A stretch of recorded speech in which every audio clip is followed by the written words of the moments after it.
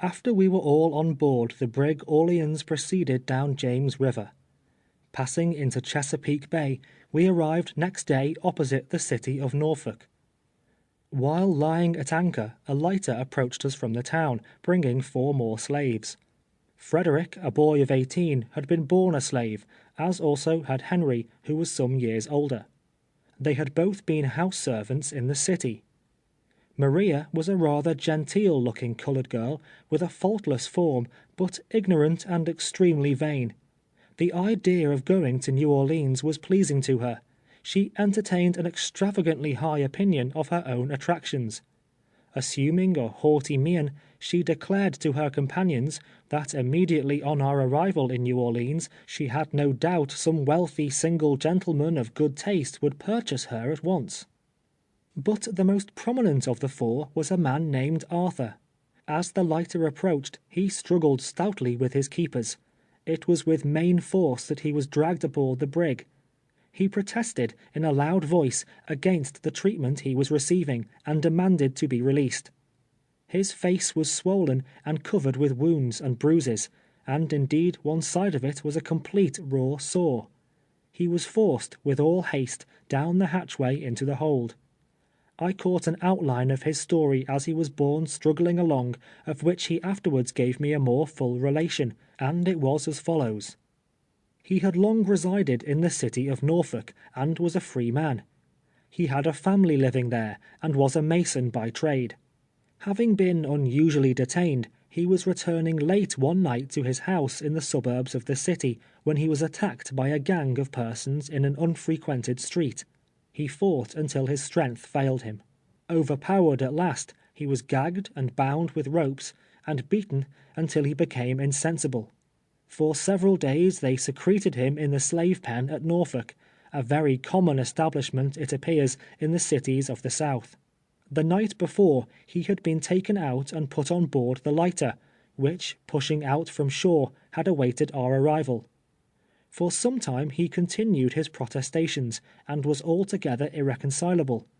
At length, however, he became silent. He sank into a gloomy and thoughtful mood, and appeared to be counseling with himself. There was in the man's determined face something that suggested the thought of desperation. After leaving Norfolk, the handcuffs were taken off, and during the day we were allowed to remain on deck.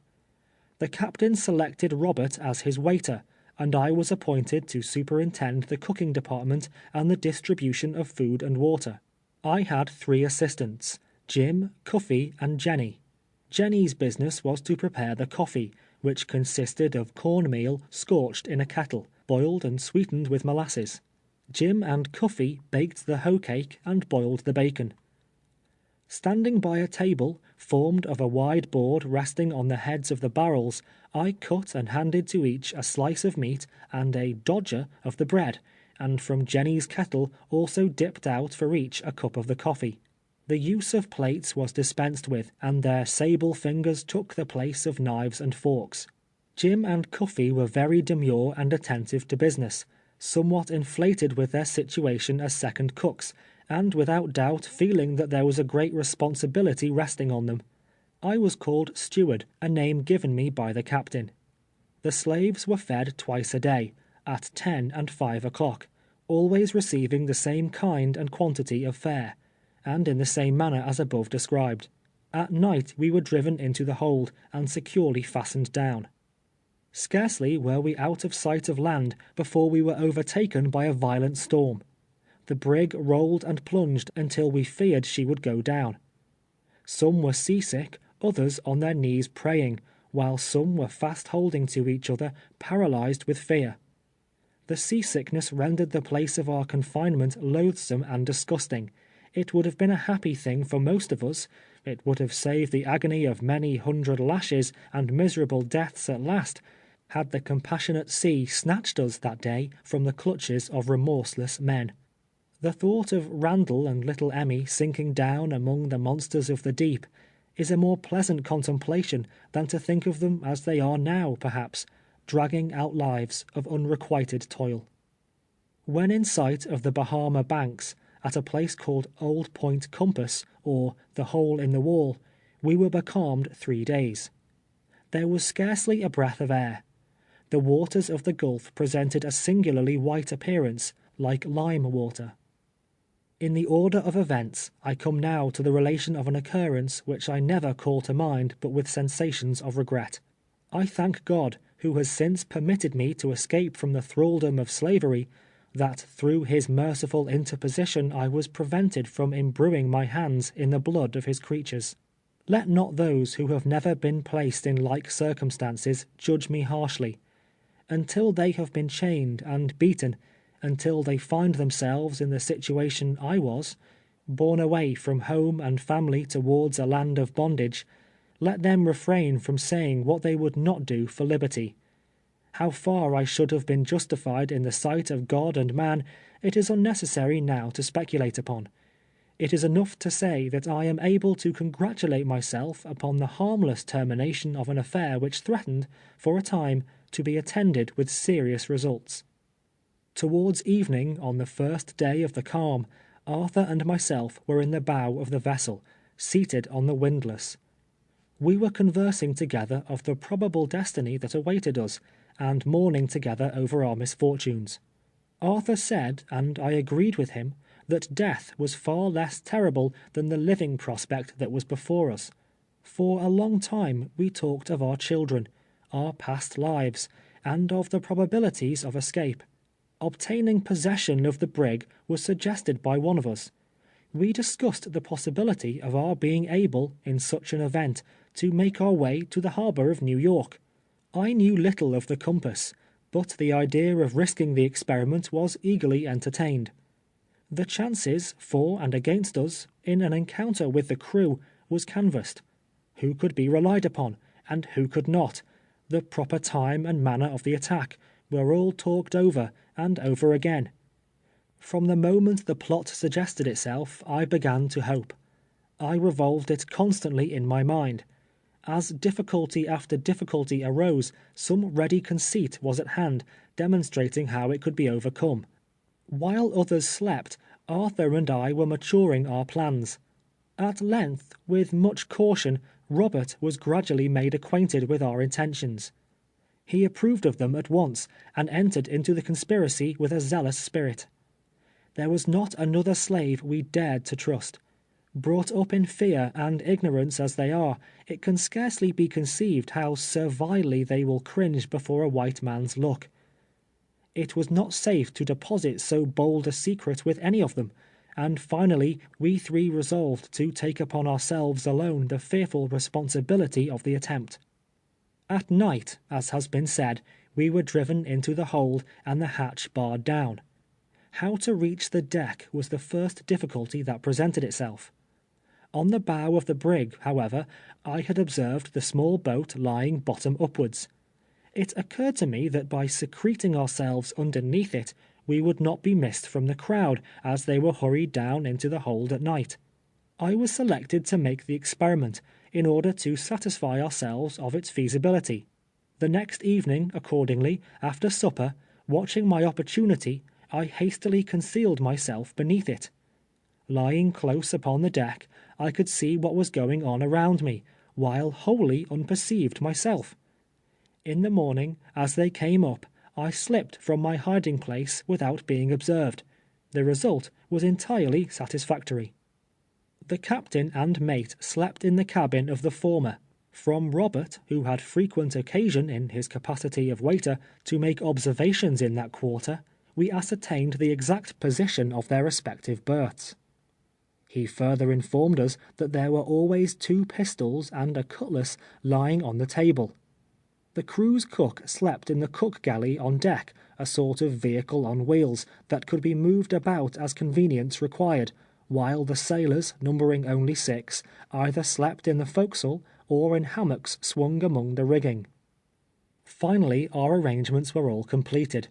Arthur and I were to steal silently to the captain's cabin, seize the pistols and cutlass, and as quickly as possible dispatch him and the mate. Robert, with a club, was to stand by the door leading from the deck down into the cabin, and, in case of necessity, beat back the sailors until we could hurry to his assistance. We were to proceed then as circumstances might require. Should the attack be so sudden and successful as to prevent resistance, the hatch was to remain barred down, otherwise the slaves were to be called up, and in the crowd and hurry and confusion of the time, we resolved to regain our liberty or lose our lives.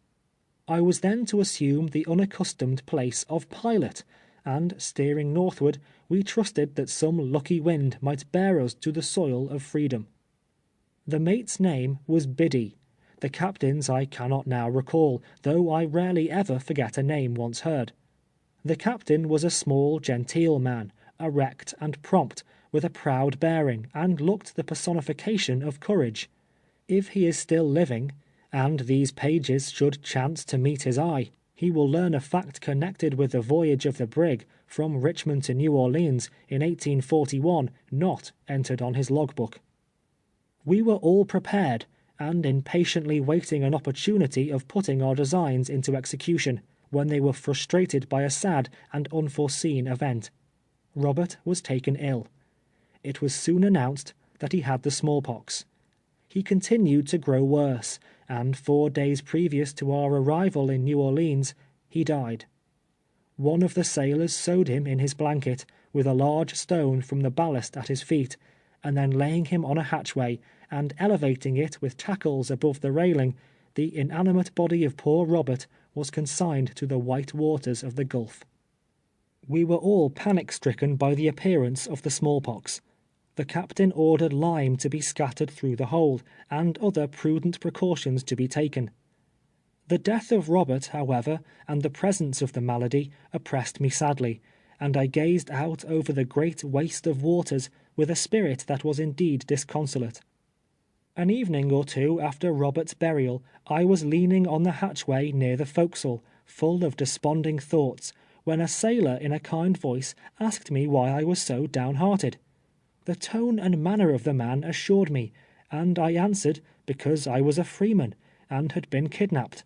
He remarked that it was enough to make anyone downhearted, and continued to interrogate me until he learned the particulars of my whole history. He was evidently much interested in my behalf, and, in the blunt speech of a sailor, swore he would aid me all he could, if it split his timbers. I requested him to furnish me pen, ink, and paper, in order that I might write to some of my friends. He promised to obtain them, but how I could use them undiscovered was a difficulty. If I could only get into the forecastle while his watch was off, and the other sailors asleep, the thing could be accomplished. The small boat instantly occurred to me. He thought we were not far from the Belize, at the mouth of the Mississippi, and it was necessary that the letter be written soon, or the opportunity would be lost. Accordingly, by arrangement, I managed the next night to secrete myself again under the longboat. His watch was off at 12. I saw him pass into the forecastle, and in about an hour followed him. He was nodding over a table, half asleep, on which a sickly light was flickering, and on which also was a pen and sheet of paper. As I entered, he aroused, beckoned me to a seat beside him, and pointed to the paper. I directed the letter to Henry B. Northup of Sandy Hill, stating that I had been kidnapped, was then on board the brig Orleans, bound for New Orleans, that it was then impossible for me to conjecture my ultimate destination, and requesting he would take measures to rescue me. The letter was sealed and directed, and Manning, having read it, promised to deposit it in the New Orleans post office. I hastened back to my place under the longboat, and in the morning, as the slaves came up and were walking round, crept out unnoticed and mingled with them.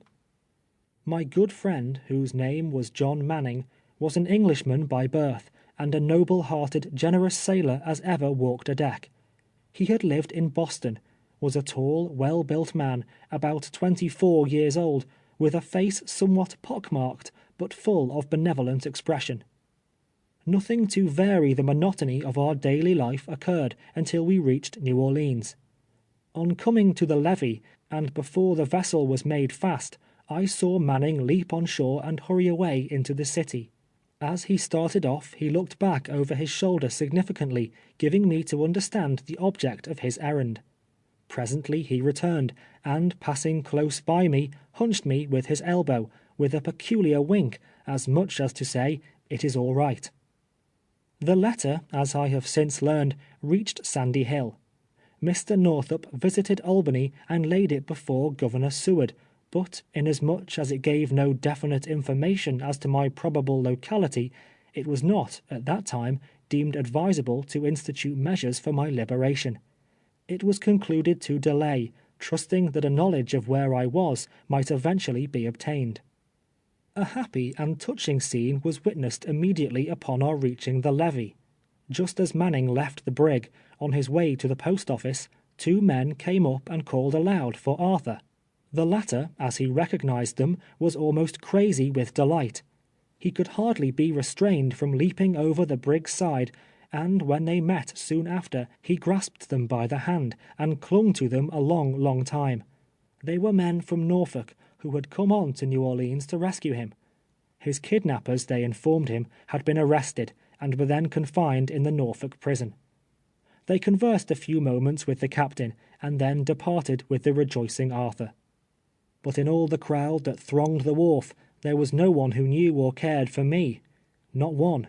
No familiar voice greeted my ears, nor was there a single face that I had ever seen. Soon Arthur would rejoin his family, and have the satisfaction of seeing his wrongs avenged. My family, alas, should I ever see them more? There was a feeling of utter desolation in my heart, filling it with a despairing and regretful sense that I had not gone down with Robert to the bottom of the sea. Very soon traders and consignees came on board. One, a tall, thin-faced man, with light complexion and a little bent, made his appearance with a paper in his hand. Birch's gang, consisting of myself, Eliza and her children, Harry, Lethe, and some others, who had joined us at Richmond, were consigned to him. This gentleman was Mr. Theophilus Freeman. Reading from his paper, he called Platt. No one answered. The name was called again and again, but still there was no reply. Then Lethe was called, then Eliza, then Harry, until the list was finished, each one stepping forward as his or her name was called. "Captain, where's Platt?" demanded Theophilus Freeman. The captain was unable to inform him, no one being on board answering to that name. "Who shipped that nigger?" he again inquired of the captain, pointing to me. "Birch," replied the captain. "Your name is Platt. You answer my description. Why don't you come forward?" he demanded of me in an angry tone. I informed him that was not my name, that I had never been called by it, but that I had no objection to it as I knew of. "Well, I will learn you your name," said he, "and so you won't forget it either, by God," he added. Mr. Theophilus Freeman, by the way, was not a whit behind his partner, Birch, in the matter of blasphemy. On the vessel I had gone by the name of Steward, and this was the first time I had ever been designated as Platt, the name forwarded by Birch to his consignee. From the vessel I observed the chain gang at work on the levee. We passed near them as we were driven to Freeman's slave pen. This pen is very similar to Goodin's in Richmond, except the yard was enclosed by plank, standing upright, with ends sharpened, instead of brick walls. Including us, there were now at least 50 in this pen. Depositing our blankets in one of the small buildings in the yard, and having been called up and fed, we were allowed to saunter around the enclosure until night, when we wrapped our blankets round us and laid down under the shed, or in the loft, or in the open yard, just as each one preferred. It was but a short time I closed my eyes that night. Thought was busy in my brain. Could it be possible that I was thousands of miles from home, that I had been driven through the streets like a dumb beast, that I had been chained and beaten without mercy, that I was even then herded with a drove of slaves, a slave myself? Were the events of the last few weeks realities indeed, or was I passing only through the dismal phases of a long, protracted dream? It was no illusion. My cup of sorrow was full to overflowing. Then I lifted up my hands to God, and in the still watches of the night, surrounded by the sleeping forms of my companions, begged for mercy on the poor forsaken captive. To the Almighty Father of us all, the freeman and the slave, I poured forth the supplications of a broken spirit, imploring strength from on high to bear up against the burden of my troubles, until the morning light aroused the slumberers, ushering in another day of bondage. CHAPTER VI.